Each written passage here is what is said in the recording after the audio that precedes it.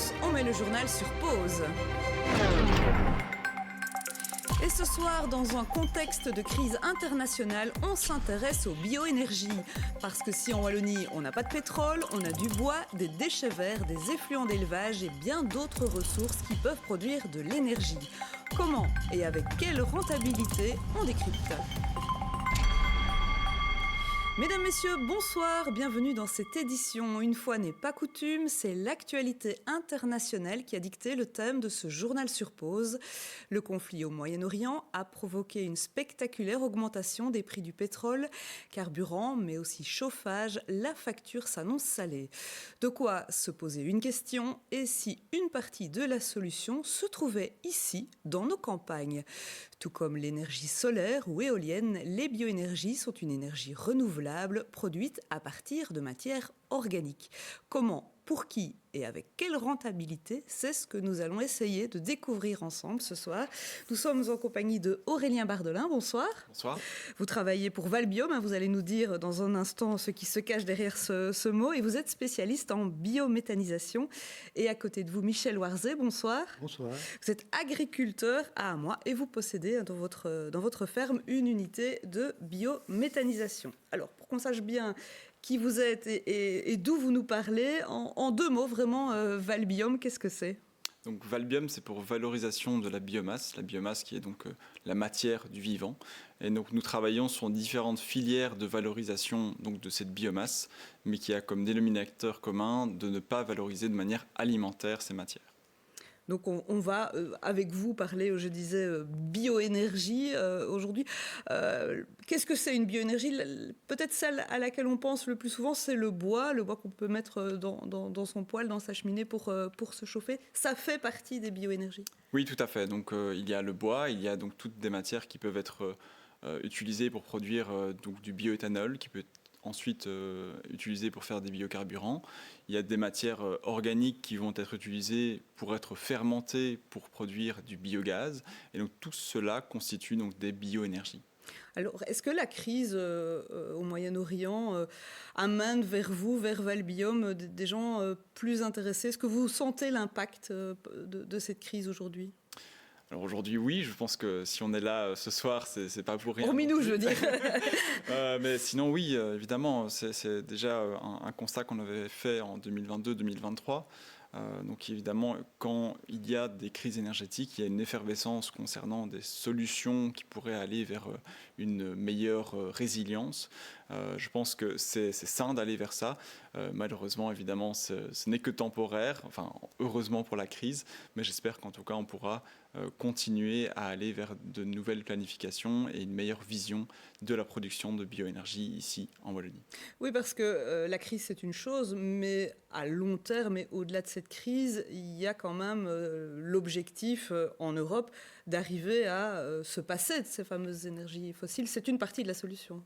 C'est une partie de la solution, comme vous l'avez rappelé un petit peu plus tôt, donc avec l'éolien et le photovoltaïque. Il ne faut pas opposer ces énergies-là, c'est des énergies qui sont complémentaires. L'avantage de la biomasse, c'est que on peut produire de l'énergie, qu'on va dire pilotable, donc c'est-à-dire qu'on va pouvoir produire quand on en a besoin. Donc si on produit du biogaz et ensuite qu'on l'injecte sur le réseau de gaz, eh bien, ce gaz-là, on peut le piloter et ne pas être dépendant de l'intermittence, donc de moments où le vent souffle ou le soleil. C'est l'avantage par rapport au solaire et à l'éolien. C'est l'avantage, en effet.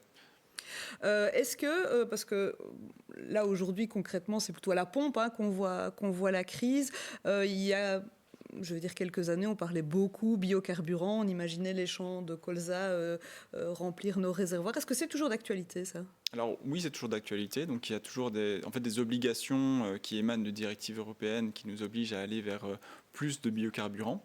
Donc depuis le 1er janvier 2025, on est passé à une obligation de 12,2% d'incorporation et d'ici à 2030, on ira vers 29% de cette incorporation. Donc c'est toujours d'actualité. La question, c'est comment est-ce qu'on le produit et c'est vraiment ça l'enjeu. Alors, dans toutes ces bioénergies, vous l'avez déjà dit sans dire le mot, il y a aussi la biométhanisation. C'est ce que vous avez installé chez vous, Michel Warzé. Alors, avant que vous nous expliquiez tout ça, je vous propose de revoir un reportage qu'on avait tourné en 2022. C'est un reportage de Benjamin Mars chez vous à moi. Et puis, on en parle tout de suite après. Un peu moins de 2 km à vol d'oiseau sépare la ferme de Michel Warzé à Burès, équipée d'installations de biométhanisation, à son entreprise de construction métallique. Depuis janvier, une ligne électrique enterrée relie les deux sites afin d'alimenter l'entreprise en électricité verte. On a fait les frais de faire le raccordement de l'exploitation agricole pour alimenter mon atelier de construction. Et aujourd'hui, depuis le mois de janvier de cette année-ci, les deux sites sont autonomes à 100% en énergie verte. Les deux sites, car au départ, l'installation de biométhanisation avec une seule unité de production n'alimentait que la ferme, une solution efficace pour cette exploitation agricole isolée dans la campagne condreusienne et non raccordée au réseau électrique. La particularité ici, c'est qu'on n'était pas raccordé sur le réseau. Donc pendant 7 ans, on a travaillé avec un groupe électrogène qui tournait 24 heures sur 24. Donc on cherchait une solution pour produire notre énergie. Donc il y a 5 ans d'ici, on a mis en place une première unité de biométhanisation qui alimente uniquement l'exploitation agricole. Quand on a vu que ça fonctionnait quand même correctement, etc., on s'est décidé de mettre une deuxième installation. À titre indicatif, ces installations couplées produisent en continu l'équivalent de la consommation en électricité de 3500 ménages, une énergie verte obtenue grâce aux effluents de la ferme ainsi que d'autres élevages proches.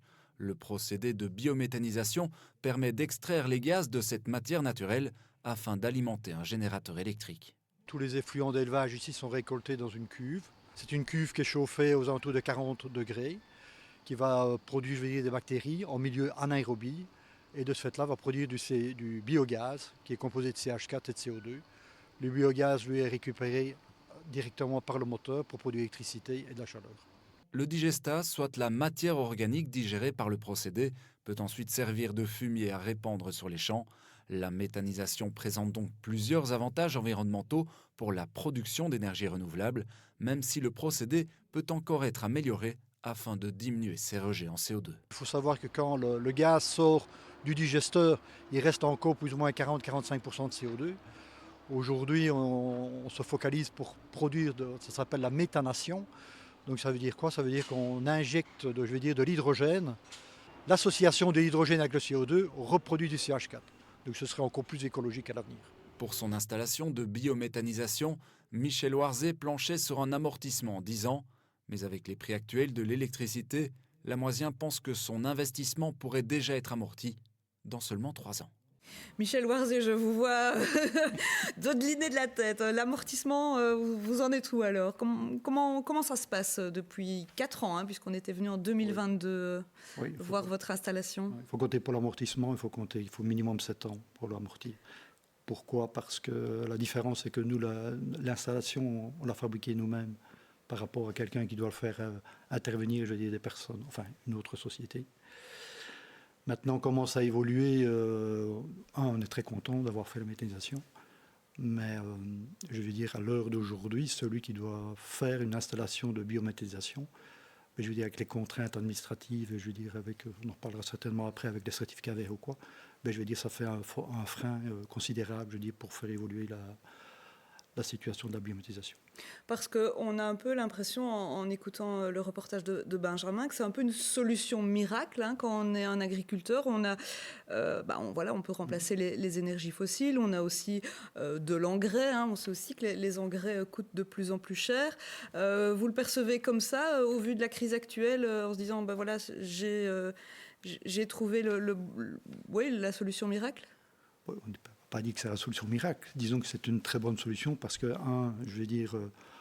tous les effluents, sont utilisés, à bon escient, pour produire du biogaz et produire soit de l'électricité, soit on peut produire également aussi du gaz et le remettre sur le réseau, à condition qu'il soit purifié.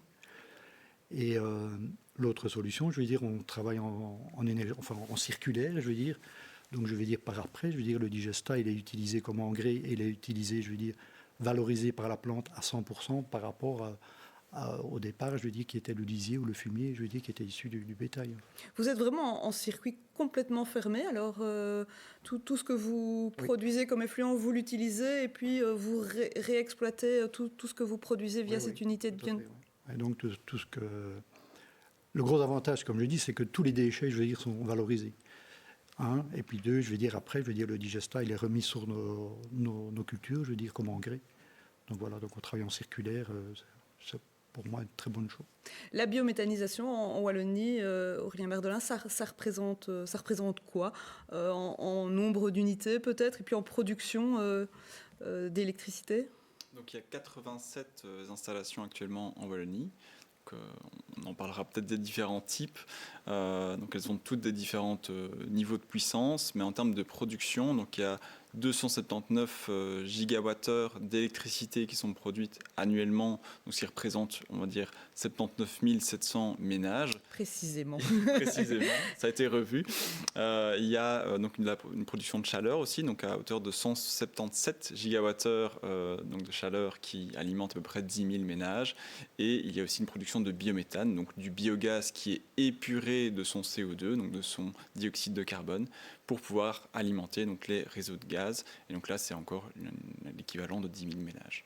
Alors, ce n'est pas que des agriculteurs, parce que là, on a vu l'exemple chez Monsieur Warzé.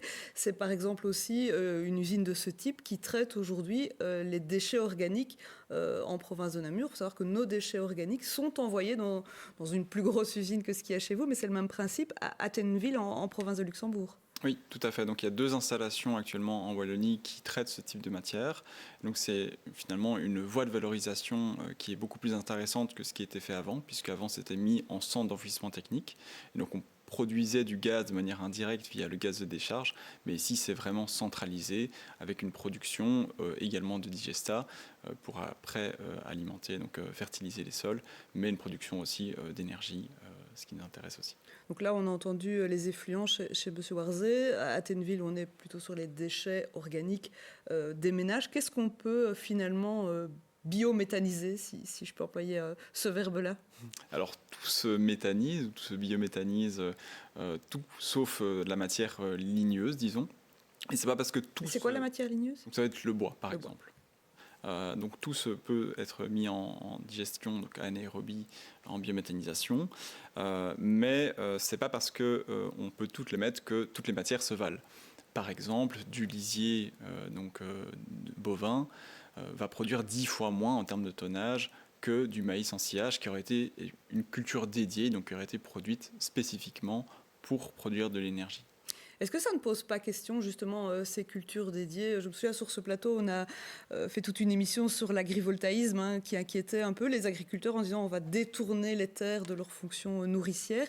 Est-ce qu'en plantant du maïs ou autre chose dans le but de produire de l'énergie, est-ce que là aussi, on n'est pas dans un débat de détourner l'agriculture de sa fonction? Peut-être Michel Warzé là-dessus? Si, je crois que là, à ce niveau-là, il faut pas en faire une culture dédiée, je veux dire, pour la biométhanisation. Il faut, comme vous avez dit, je veux dire, c'est avant tout, l'agriculture, c'est avant tout nourricière. Et en second plan, je veux dire, on peut produire, je veux dire, du maïs ou d'autres cultures dédiées, je veux dire, pour la biométhanisation. Ici, ce qui se développe quand même assez bien, je veux dire, c'est des intercultures. Donc les intercultures ne servent pas à l'alimentation proprement dite pour les personnes ou voire même pour le bétail. Et ça, à ce moment-là, c'est intéressant pour les utiliser, pour mettre en biométhanisation. Ça veut dire que, pour que tout le monde comprenne bien, entre deux cultures qui servent à nourrir l'homme ou les animaux, on met là alors des cultures destinées à produire de l'énergie? Ça, oui, on fait des cultures dédiées, donc du genre du seigle. Donc ça permet, je veux dire, entre autres, je veux dire, avec la PAC, on est quasi obligé de mettre des intercultures. Alors d'aujourd'hui, on ne peut pas laisser les terres nues, je veux dire, entre deux cultures, notamment après maïs ou quoi, ou après céréales. Donc c'est une belle alternative.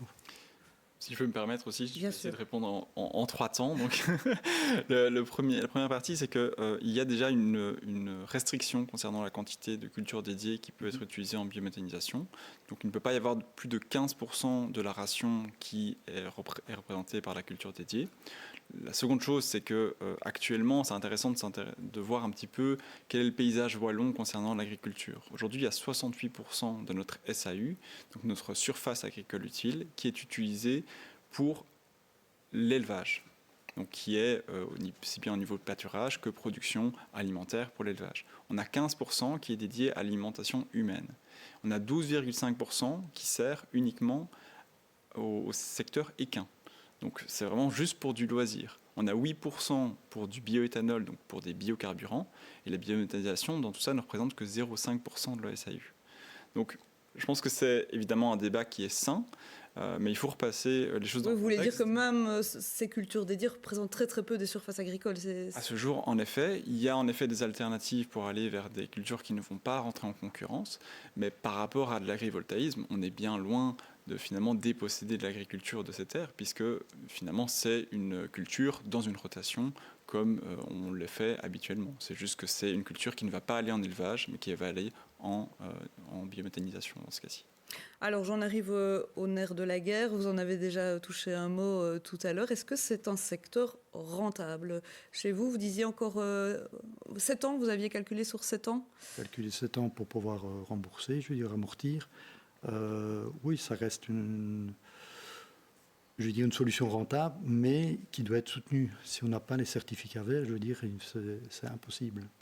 À l'heure actuelle, je veux dire, on nous garantit 2 certificats verts et demi par kilowatt, par mégawatt produit, mais le problème, c'est qu'il y a des enveloppes fermées. Donc, ce qui veut dire que si, je veux dire, 2 ou 3 agriculteurs décident de faire une installation, ils ne savent pas quand ils vont construire, s'ils vont réellement avoir les certificats verts. Donc ça donne un frein, je veux dire, à la filière, je veux dire, et de ce fait-là, je veux dire, il n'y a pas beaucoup, hormis les petites installations, des micro-stations de 10-20 kW qui se construisent, mais des installations un peu plus importantes en agricole, comme chez nous, qui tournent aux 300 kW, on n'en voit pas fleurir pour le moment.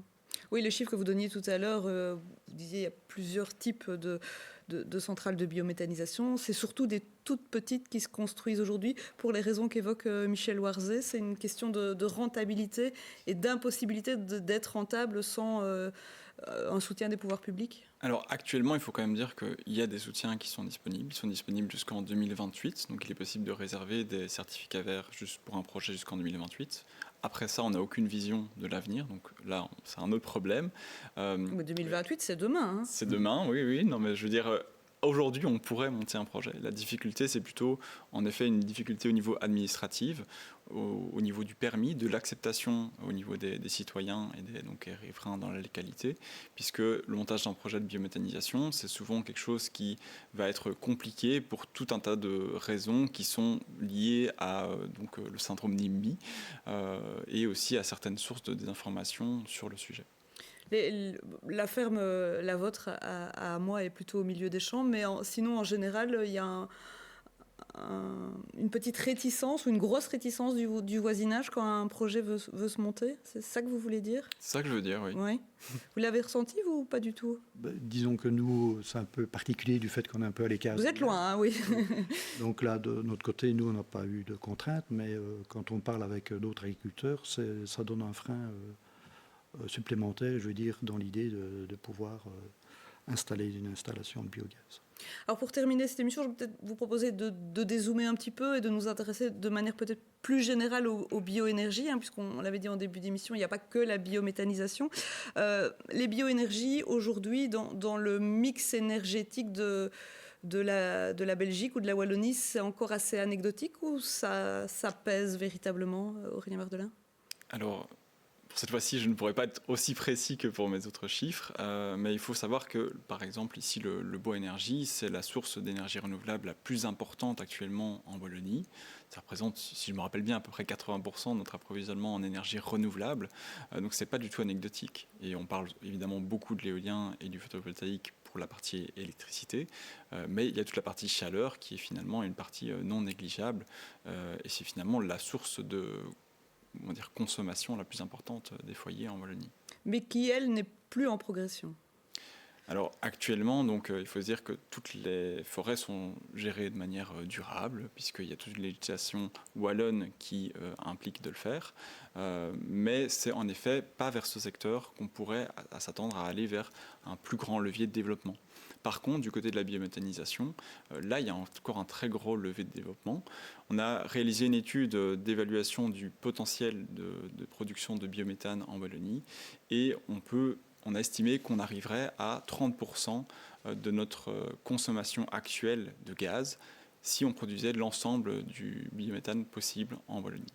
Et là, les freins, c'est ce dont on a parlé tout à l'heure, l'administratif, le côté rentable, c'est là que se situent les freins pour arriver aux chiffres que vous venez d'annoncer ? En partie, et également en partie sur une réelle stratégie au niveau de la région concernant la production d'énergie. Vous vouliez ajouter ? Non, mais il a... Eh ben merci, on va s'arrêter là alors. Tout de suite, du jazz fusion dans Showcase avec Laminoir Collectif. C'est un tout nouveau groupe issu de la région de Charleroi et qui présente 2 particularités. Il mêle des sonorités jazz avec des percussions africaines et il rend hommage au passé minier de la cité du Pays Noir. C'est du très haut niveau et en même temps très accessible.